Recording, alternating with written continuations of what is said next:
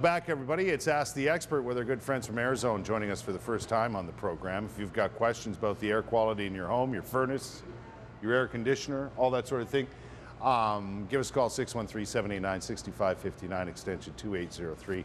Ottawa.morning@ctv.ca is our email address. Okay, we were talking about that particular filter, fellas, that, and we all know about the little filter that we slide in and out of the furnace every, well, you're supposed to do it a lot more often than the average every homeowner couple months does. at least. Yeah. I kind of try and do it now every 3 months, right? With the change of seasons or whatever. But this is different altogether. This system you've got over here, that's a filter right there I'm pointing at? Yeah, that's a 6-month filter change. It's actually 5 inches deep. Your normal filters are 1 inch. This slides into this box here, and it's actually a 5-inch deep filter. To be honest with you, the filters that I slide into my furnace every few months look like crap to me. They do. Yeah, I mean, you can spend up to what, $30 on these things? Yeah. But I still look at it as kind of flimsy for what a furnace is doing. Yeah. I mean, once we get into indoor air quality, the furnace fan should be running in a continuous motion in your home. Right. We want air circulating. If you want to clean the air, then we're going to put something like this filter in there. And every 6 months, we're going to ship you a filter. It's going to show up at your door, and you're going to go, I guess it's time to change my filter, and you're going to go downstairs, you're going to open this up, and you're going to slide it in. And those service calls in the middle of the night are going to go away because you're going to know it's taken care of. You're going to show me how to do it when you install this, right? That's right. Yeah, I like that, and it's going to show up when I need it. Yep. Well, imagine that. That's a good option for people. Now, let me ask you what the cost is to put this system in here. This box installed with the ductwork is anywhere between $250 and $350, depending on. Oh, so it's not that much. It's not that expensive, depending on your installation. Yeah. And the filters are $45 for a replacement. So and they last for 6 months. They last for 6 months. Keep that in mind. Right.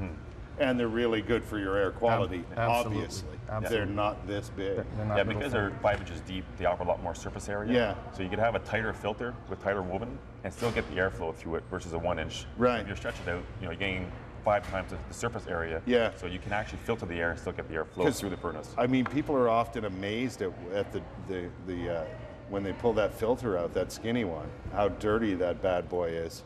Right, so think about the things that are going through your house and going through just your furnace. We spend 75% of our time in there, and that's the air that you're breathing, right? People with asthma, people with allergies, those kind of things. Really help. There's other things that we can put in the ductwork that kills mold, mildew, eradicates bacteria. So for those kind of applications. Really? Oh yeah. So this can have a serious impact on your air quality in your home. Okay, we've got a question now. Mike's on the telephone from Gatineau this morning. Mike, good morning. How are you? Fine. Good. What's your question today? It's on a programmable thermostat. I have a Honeywell Prestige. Yeah. And it's on the installer side of the programming option. It calls for dual fuel upstage timer programming. And its default is set to 60 minutes. But I'm not quite sure what all that means. Like, I've got a heat pump with a gas furnace, high efficiency. Okay, so you do have a heat pump. So your timer setting, they're most likely talking about your defrost mode. Mm-hmm. So often, obviously, when the heat pump is running, it can only run so long depending on the outdoor temperature before it starts freezing up. So if I'm correct here, the setting that you're talking about or is asking about is for your defrost setting. So you could have it 60 seconds, 90 seconds, and what source for whatever there. Right. So what you need to do is obviously every home is a little bit different depending on how your system is set up and how long it takes your system to actually defrost. So I'm guessing that's probably what you're looking at or what you're seeing is it's probably asking you about your defrost setting and what setting you want it to be at. Yeah, that's why I find it confusing though, because it asks for 60 minutes. 60 minutes. Yeah, that's the default. Well, it could also be, depending on every stat's a little bit different, it could be asking you for your run time before defrost as well. You could be doing it in reverse, run 60 minutes of time before it needs defrost. Right. I'm not 100% familiar with all the lines of thermostats. Obviously, there's tons of them out there. Right. So sometimes you got to look at the manual and to decipher what it's asking exactly. But most of the time when it comes for timers and kind of things like that around heat pumps, you usually have to do with defrost. Gotcha.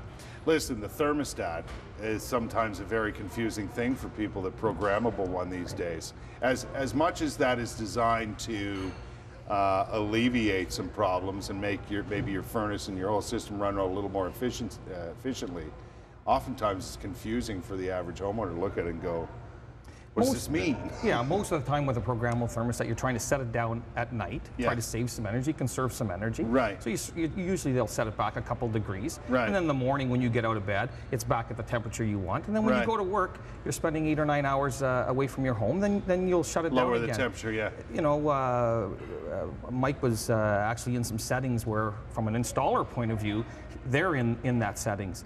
You know, you should be sort of staying in the front, customer in the front screen. Yeah. Set those up. If there are some issues in the background, then you know, call your person who did your original install, and then they can go out there and then see what's going on. Yeah. What do I need to know about this this unit here, this air conditioning unit that's outside my home right now, going through the rigors of winter?